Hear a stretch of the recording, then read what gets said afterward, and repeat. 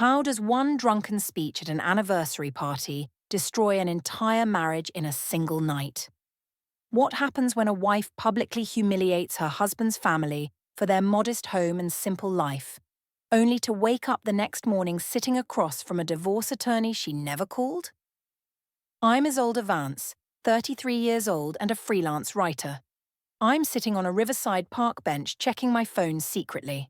The late afternoon sun makes the water sparkle like broken glass. I'm hiding my phone screen from anyone who might be watching nearby.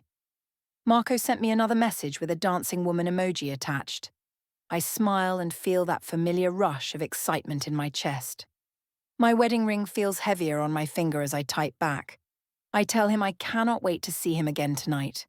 The park is peaceful, but my heart races with guilty pleasure. I change my phone password quickly before anyone can see it. Marco makes me feel alive in ways Ethan never could anymore. I deserve to feel young and desired after years of boring routines. My phone vibrates and I see Ethan calling from his office. I let it ring 3 times before I answer with practiced calm. He asks why I left early and where I am right now. I tell him I needed fresh air and time to think alone. He says something feels different between us lately and I sigh loudly. I tell him he is being paranoid and controlling as always happens. He mentions we should talk when he gets home from work today. I say I have plans with my mother tonight and cannot cancel. The truth is I'm meeting Marco at the rooftop bar again secretly. Ethan would never understand my need for excitement and real passion. I married him too young and now I feel trapped in mediocrity. Marco represents everything Ethan lacks in charm and spontaneous energy completely. I hear Ethan pause on the phone before saying he understands quietly. Something in his voice sounds different, but I ignore the strange feeling. He mentions he has a meeting marked personal at 4:30 today. I tell him that's fine and I'll see him tomorrow morning. After hanging up, I remove my wedding ring and put it away. The metal circle has become a prison I cannot stand wearing anymore. I check Marco's Instagram and see his latest shirtless gym photo posted. My friends would judge me, but they don't understand my situation. Ethan arrives at the park bench just as I pocket my phone. His face looks tired and there are new lines around his eyes. He sits beside me but keeps a strange distance between our bodies. I notice he's carrying a folder labeled Meeting Personal under his arm. He asks again why I've been so distant these past few weeks. I roll my eyes and tell him work has been incredibly stressful. He nods slowly, but his expression shows he doesn't believe my excuse. The silence between us feels heavier than the humid summer air around. I stand up saying I need to go meet my mother soon. Ethan remains seated and says he'll be home late after his meeting. Something about his calm acceptance makes me feel strangely unsettled inside myself. Usually he argues or tries to fix things between us immediately. As I walk away, I hear his phone buzz with an incoming call. He answers with, "Yes, I'll be there at 4:30 exactly today." His voice sounds professional and detached in a way I've never heard. I glance back and see him writing something in that personal folder. The muted phone on his lap lights up, showing private calling him. He closes the folder and stands up with a new purpose in movements. I watch him walk toward the parking lot without looking back once. The confident stride reminds me of someone preparing for an important business deal. I shake off the weird feeling and text Marco I'll arrive early. My marriage died long ago and I deserve to find real happiness. Ethan can have his boring meetings while I embrace actual living fully. The riverside path leads me away from my old life completely. Behind me, I hear the distinct sound of a car door closing. I don't turn around because I know it's Ethan leaving the park, believe my excuse. The silence between us feels heavier than the humid summer air around. I stand up saying I need to go meet my mother soon. Ethan remains seated and says he'll be home late after his meeting. Something about his calm acceptance makes me feel strangely unsettled inside myself.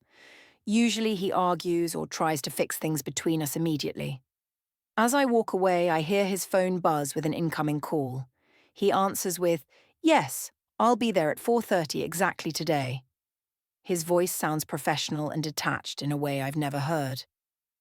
I glance back and see him writing something in that personal folder. The muted phone on his lap lights up showing private calling him. He closes the folder and stands up with a new purpose in movements. I watch him walk toward the parking lot without looking back once. The confident stride reminds me of someone preparing for an important business deal. I shake off the weird feeling and text Marco I'll arrive early. My marriage died long ago and I deserve to find real happiness. Ethan can have his boring meetings while I embrace actual living fully. The riverside path leads me away from my old life completely. Behind me, I hear the distinct sound of a car door closing. I don't turn around because I know it's Ethan leaving the park. Whatever his personal meeting involves doesn't concern me or my new future. I have more important things waiting at the rooftop bar tonight instead. The city lights blinked as I stepped into the rooftop bar once more. I pretended I was just out for fun, not chasing excitement. Marco greeted me with that easy smile that made my heart race anew. We shared a few drinks, and I felt alive in his company again. I knew Ethan would never understand why I needed this escape. His office job made him serious, always discussing budgets and contracts. I sat near the edge, watching the busy streets far below sparkle. My phone buzzed quietly in my purse, but I ignored Ethan's calls. The bar's noise covered my guilty thoughts and racing heartbeat well. A friend from my writing group suddenly appeared at the bar, surprised to see me there. She smiled knowingly but said nothing. I wondered if she suspected something. I laughed and told her about girls' night to keep the story straight. People around us talked and danced, unaware of the secret I carried. I felt both exhilarated and anxious rolling through the night's moments. Meanwhile, Ethan worked late at his office, probably reviewing reports alone. He wasn't the type to complain or fight, but I sensed his tension. Earlier that day, he had looked tired and quieter than usual at home. I caught him staring at his laptop screen with a furrowed brow. On his desk lay a neat stack of papers marked Household and Bank. I knew those files didn't belong in normal evenings. Something was brewing. He had a meeting personal entry in his calendar for later today. When he left, he seemed oddly calm, like he was preparing something serious. I told myself I was justified in finding fun without him around. The truth was I craved the attention, the thrill he could no longer give. Marco laughed at my jokes, making me forget the cold strain at home. I shared stories from my writing, omitting the cracks in my life. My phone screen lit up with another message from Marco, playful and short. I hid it quickly when a couple nearby glanced our way suspiciously. Across town, Ethan sat at his desk alone, his face unreadable and firm. He typed emails carefully, saving private notes in a locked folder. I imagined him opening bank statements, checking charges I tried to hide. Bills from hotels and taxis lingered as silent witnesses on our cards. I knew he had noticed, though he never confronted me openly about it. Instead, he started going to bed earlier, sleeping in a different room. A cold distance grew between us, but I pretended it was temporary. I refused to see the warning signs in his quiet, measured actions. Instead, I flouted the rules, reaching deeper into my affair's grip. At work, a colleague asked Ethan if everything was all right lately. No details spilled out, but his tired nod spoke volumes without words. Meanwhile, my friends whispered behind my back about late nights and strange texts. They wondered why I seemed distracted, distant from the life we built. On social media, I posted happy pictures, tagging only trusted close friends. Underneath, a few liked photos of me dressed up near Marco's bar. Those small clues stirred gossip, growing louder in the silent halls of gossip. One day, Ethan checked a hotel charge on our joint credit card statement. He looked at me calmly, without anger, but with undeniable disbelief.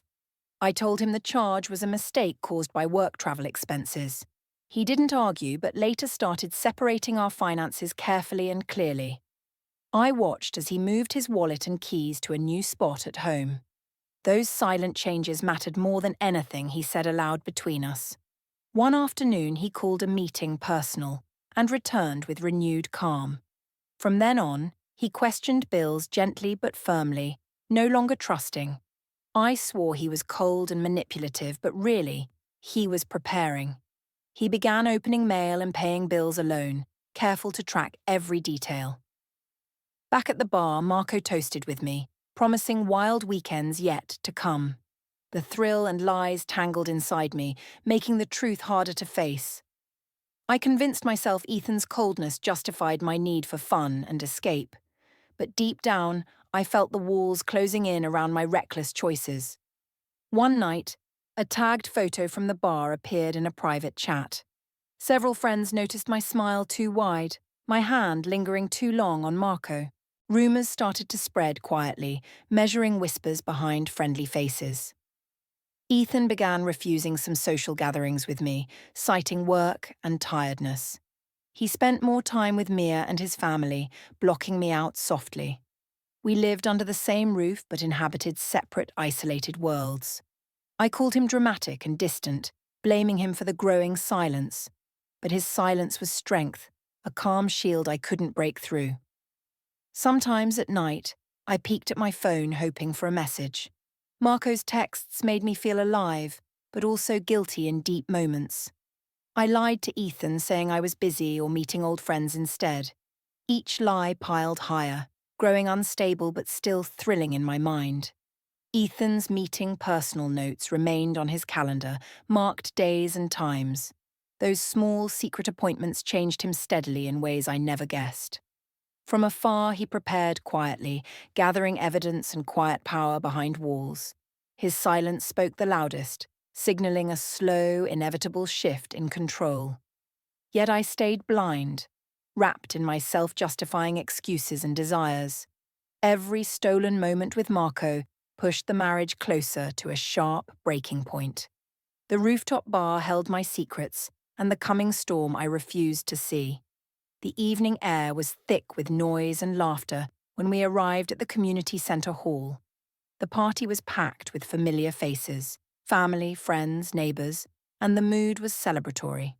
It was Ethan's parents' anniversary, but to me it felt like my chance to expose the truth. I felt the liquid courage settling in my stomach as the drinks flowed faster than usual. Everyone was dressed nicely, the soft lights casting golden shadows on the guests' faces.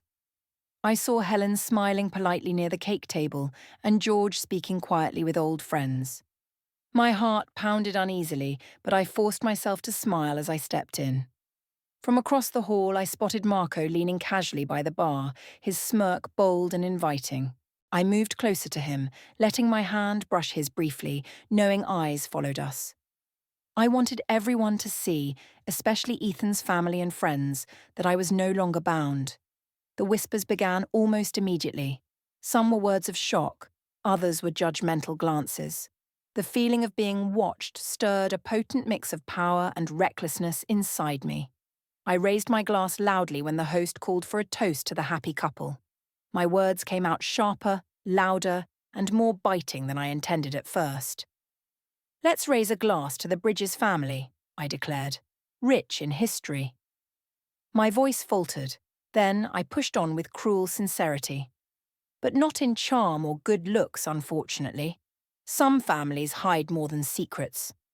The hall went silent instantly. I glanced around and saw shocked eyes staring at me. Ethan's mother's face tightened, trying to mask hurt behind forced composure. His father's hand gripped his cane a little harder as my words landed like stones. Some cousins whispered and exchanged worried looks, while others tried to laugh nervously. I felt myself growing bolder beneath the sting of all the attention. A guest near me raised their glass and shouted, "Here, here," encouraging the humiliation. Marco laughed and said something in my ear that made me smirk with false pride. Ethan stayed silent in the corner, his jaw clenched and eyes fixed on the floor. I chose that moment to make my final jab. "It's not their fault. You get the family you're stuck with, right, Ethan?" the crowd murmured, some shifting uncomfortably, others smirking at the drama. I could see Rachel cross her arms, staring at me disapprovingly but saying nothing. Mia, clutching her small stuffed bear near the edge of the hall, looked confused. I felt a sharp jab in my chest but pushed down the guilt hard. People started whispering louder, some pulling out phones to record the spectacle. I laughed and danced with Marco briefly, enjoying the chaos I had unleashed. A few guests began copying my words and repeating my insults in hushed tones. The video capturing my drunken toast quickly circulated on social media after the party. Ethan caught me before I left, his voice low and steady. He didn't yell or plead like before. Instead, he was quiet and tired. Is this really who you want to be as older? Breaking them down publicly? I told him he was being overly dramatic. I was simply speaking the truth. You've never understood my needs or my frustration with this family, I said. He shook his head slowly but said nothing else before walking away from me. Behind him, Mia tugged on Ethan's sleeve, asking softly, "Why was Mommy mean today?" Ethan kneeled down to her and kissed her forehead gently without answering. I turned away, numb, too proud to show the tears threatening to spill. The drive home was filled with a heavy silence, thick and suffocating. I replayed the scene in my mind, justifying every cutting word I said aloud. The drunk confidence faded, leaving only a gnawing emptiness inside me. Over the next few days, the party video spread through our social circles like wildfire. Friends and co-workers looked at me differently, distance growing where closeness had been. My mother laughed nervously when she saw the clip but warned me to be careful. Ethan's family mostly avoided direct contact, speaking in clipped tones or not at all. Rachel told me bluntly she could no longer pretend everything was fine between us. At the supermarket checkout, I caught a glimpse of the cashier's knowing stare. It felt like the whole town was watching me unravel in slow motion. Ethan became more distant, refusing invitations to family dinners or social outings. He spent extra time with Mia and his parents, shielding them from my presence. His phone was always nearby, face down on the kitchen counter after work. One evening, I overheard him on a muffled call mentioning documents and early next week. I felt a cold dread but pushed it away with more lies and distractions. I threw myself into secret meetings and texts with Marco, ignoring the warnings. At home, I mocked Ethan quietly when he wasn't looking, calling him cold and weak.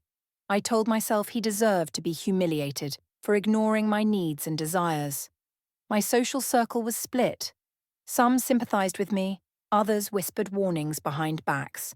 I convinced myself they just didn't know the full story or understand my pain. Yet alone in the dark, I caught myself doubting the bravado I wore in public. The damage was done, alliances broken, and the bridge between us burned below. Ethan's quiet resolve grew with every insult I threw, every secret I kept. I noticed him backing away, locking doors figuratively more than physically now. He grew colder, more organized, and less willing to engage in drama. I saw him place a new folder labelled Household in his locked desk drawer. A calendar note marked, Meeting Personal 2 p.m. Friday, appeared and wasn't removed. His distant gaze during our exchanges felt calculated and final, not just hurt. I called him manipulative and cruel for refusing to engage or forgive me. But I was the one throwing rocks at the fragile walls of our life. One late afternoon, a neighbour stopped by and casually mentioned seeing me at the bar. The whisper spread fast. Whispers changed into rumours. Rumours became judgmental stares. My once warm world was turning cold and unfamiliar at an alarming pace. I had shattered the image everyone had of us, exposing only pain and pride. The anniversary party was the moment everything changed, the point of no return. Now each day passed with more awkward silences and private conversations. My reckless words had torn apart families, friendships, and futures all in one night. Deep down, a quiet fear crept in that I might lose everything for good. But I refused to believe I was the real villain in our story's fall. Instead, I justified and rewrote memories, blaming Ethan's coldness and distance. The tangled mess of pride, betrayal, and loneliness grew ever tighter around me. I wanted to turn back time, but I couldn't stop the damage. The party video was shared again, making my name a whispered warning at gatherings. I realized without control, the chaos I caused might consume me completely.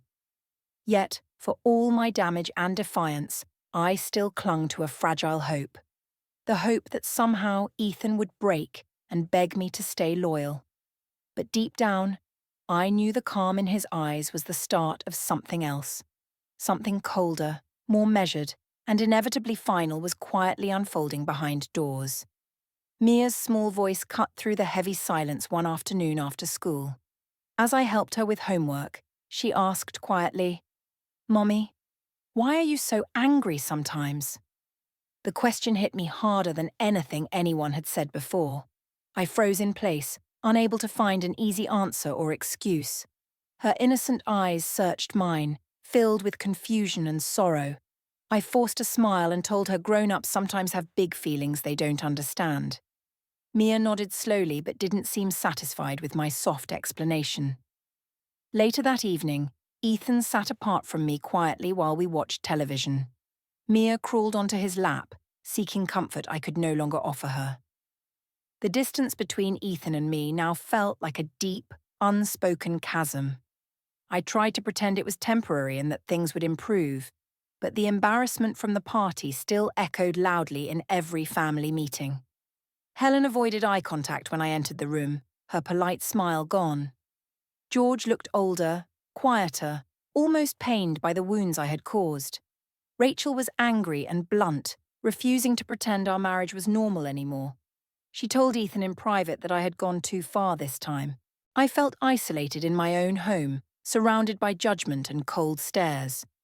At dinner one night, I mocked Ethan openly in front of the family. I called him boring and cheap, the reason I had to look elsewhere.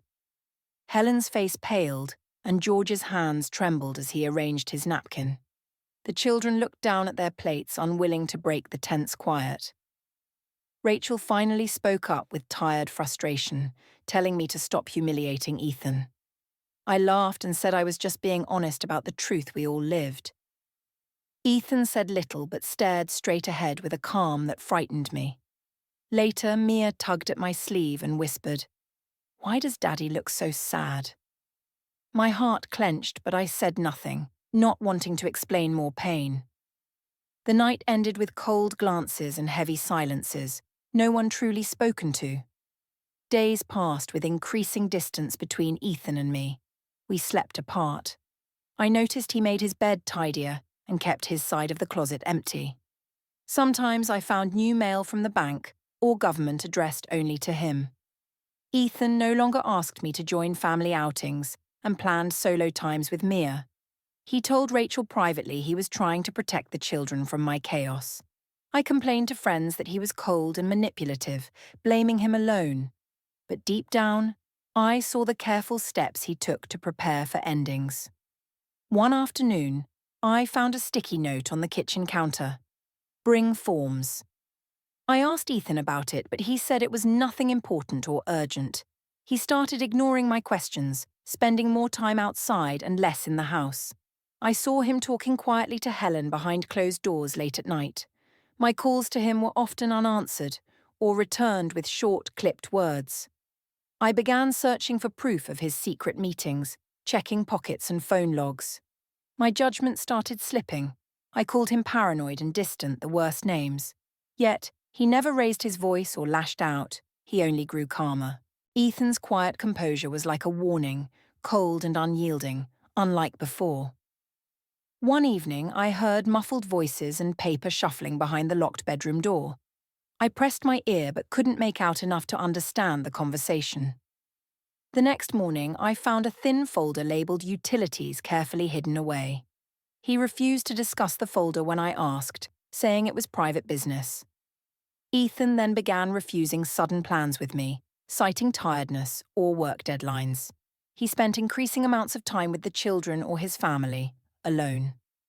My attempts to reach him met firm boundaries and polite dismissals over the phone. I accused him of giving up, being cruel, and abandoning our marriage without fight. But he only smiled sadly and said calmly, "I will handle this properly soon." That phrase haunted me. It sounded like an official sentence, final and cold. I started to panic, wondering what he was preparing, what I could not see. I begged friends for advice, but few knew the full extent of our problems. Behind my back, some friends worried I was going too far, risking everything. Others reassured me, believing Ethan was overreacting to my honesty and freedom. I met Marco more frequently, telling myself I deserved happiness apart from pain. His carefree attitude contrasted with the growing weight crushing my home life. The children sometimes asked awkward and hurtful questions about our family's silence.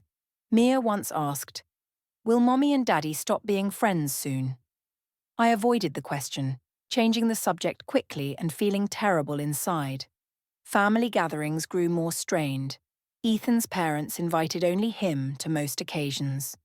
Rachel stopped inviting me to sister visits, refusing to speak openly with me. Helen's warmth disappeared, replaced by quiet disapproval whenever she saw me. I tried to defend myself, saying Ethan pushed me away with his coldness. But even I began to admit my pride and anger were destroying us. One night, after a particularly tense dinner, Ethan told me quietly he was done trying. I responded harshly, blaming him for everything, accusing him of hiding evidence.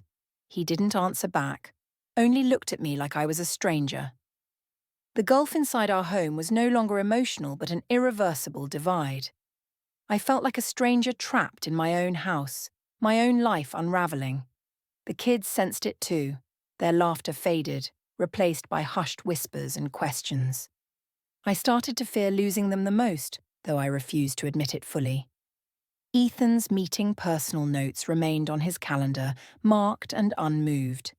I saw him carrying folders and documents with a quiet purpose that scared me deeply. He was no longer the man who begged or pleaded, but one who prepared. Each small change in him signaled a larger plan, unfolding in silence and calm.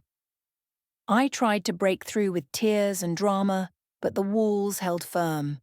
I was losing control of the situation, and my fear grew darker every day.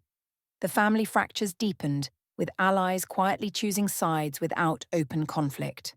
Mia's confused questions and sad looks became daily reminders of what was breaking. I realized too late that the damage done at that anniversary party was permanent. The blame shifted back and forth, but all I saw was a family once whole now shattered. My reckless words and actions were the sparks that set the flames blazing. Yet even with the house crumbling around me, I refused to see my role. I convinced myself Ethan was the villain, cold and unfeeling, not the wounded party. But the truth was clear beneath every silent conversation, and turned back. I was losing everything I ever claimed to want: my family, respect, and trust. The approaching storm was happening quietly now, but its impact would be loud. I felt trapped, confused, and powerless, while Ethan's calm strength grew steadily.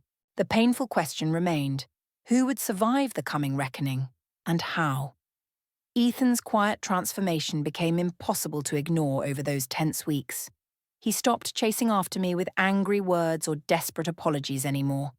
Instead, he spoke in calm, measured tones that felt distant yet certain. One evening, he told me plainly, "I will handle this properly from now on." His words carried a weight I had never heard before in him. I tried to laugh it off, calling him cold and manipulative again. But inside, I knew those words marked a turning point for both of us. I noticed how he began organizing things around the house carefully and deliberately. Files labeled home, bank, and utilities were stacked neatly in a locked drawer. He opened mail alone, scrutinizing every bill and bank statement with focus. The keys and wallet he once left casually became locked away, out of reach. His separate sleeping space in our bedroom was a silent symbol of our distance.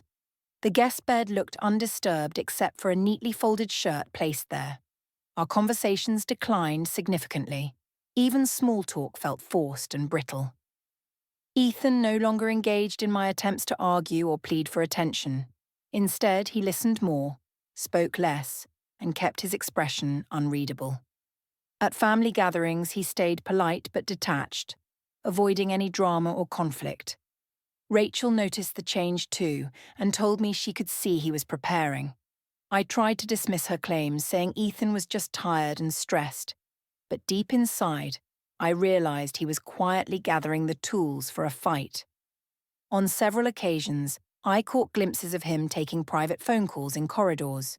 Muted voices, soft words, mentions of meetings, appointments, and personal matters. Once I saw him place a USB drive taped under folders marked taxes. My attempts to confront him about secrets led only to calm refusals and silence. He told me firmly he was focused on protecting the family's future carefully. I mocked him, calling him dramatic and paranoid, but his calm never broke. Each day his behavior grew more methodical and emotionally contained than before. I began to feel like an outsider in the home I helped build. My friends noticed my increasing anxiety, but didn't understand the full story. I spent more nights texting Marco, seeking refuge from the cold distance. Yet, even in those moments, a small voice whispered warnings I ignored. Ethan continued to schedule meeting personal reminders in his calendar. These notes were never removed, always marked with precise times and locations. After each meeting, he returned with a sense of quiet, composed resolve. He no longer argued or begged, but acted with firm purpose behind smiles. I caught him photocopying documents quietly late into the night once. A locked drawer clicked shut quickly when I approached, hiding unknown contents. His phone often lit up with calls labelled private, which he answered calmly. Each small sign built a picture I refused to acknowledge fully. One evening, he stopped me before I left for dinner with friends. He said gently, "Please remember I am handling this properly now." His words chilled me more than any shouted argument ever could. I tried to laugh, but my throat felt dry and uneasy. That night, he moved his wallet and house keys into his briefcase carefully. The small details piled up: new passwords, separate bank accounts, quiet boundaries set. He no longer promised to work on things or fix our marriage. Instead, he focused on schedules, pickups, bills, and cold logistics only. I reached out desperately, but the boundaries I tested only grew stronger. In my frustrations, I blamed Ethan for giving up on our life. But his calm hinted at something more powerful quietly unfolding behind closed doors. Friends warned me one by one that I might face consequences soon. Some told me Ethan seemed prepared, as if planning a serious step. I dismissed warnings angrily, convinced I could still control the story. Yet my nights were restless, filled with uncertain dread and defensiveness. The children sensed tension too, asking questions I refused to answer honestly. Mia asked softly, "Will Mommy and Daddy live in the same home?" I smiled but changed the subject quickly before the tears arrived. Family dinners became silent battlegrounds where no one dared to speak fully. I mocked Ethan openly once more, trying to provoke a reaction I needed. He only looked at me quietly, his absence more profound than words. Each of his small, careful actions showed me the distance I created. The folders I glimpsed contained records, messages, and copies of our financial papers. I felt panic ripple inside but hid it behind angry excuses again. I held on to Marco and lied that I was entitled to happiness. But the foundation of my life was cracking faster than I knew. Ethan's calmness was no longer a weakness, but a quiet strength in preparation. The phrase, "I will handle this properly," echoed through the rooms of our home. I wanted to scream, to beg, to stop the inevitable closing around me. But every door I tried to open met firm, unyielding resistance instead. Nights passed with separate beds, separate lives beneath a single roof. The quiet threat he posed was stronger than any shouting or tears. I began to realize the battle was no longer emotional or loud. It had become legal, planned, and measured carefully beyond my reckless reach. Friends advised caution. I ignored them, still chasing illusions of freedom. Ethan's private meetings, calendar notes, and locked drawers spelled a silent war. The moment I feared was coming was closer with each passing day. I felt cornered, scared, and uncertain. though I clung to misplaced pride. One afternoon, I found a sticky note reading "Bring forms" on the fridge. I asked Ethan about the note. He gave no clear answers, only silence. My heartbeat quickened, knowing this battle was becoming real and formal now. But I still refused to believe he could really end us like this. He was no longer the man who fought with words but acted in shadows.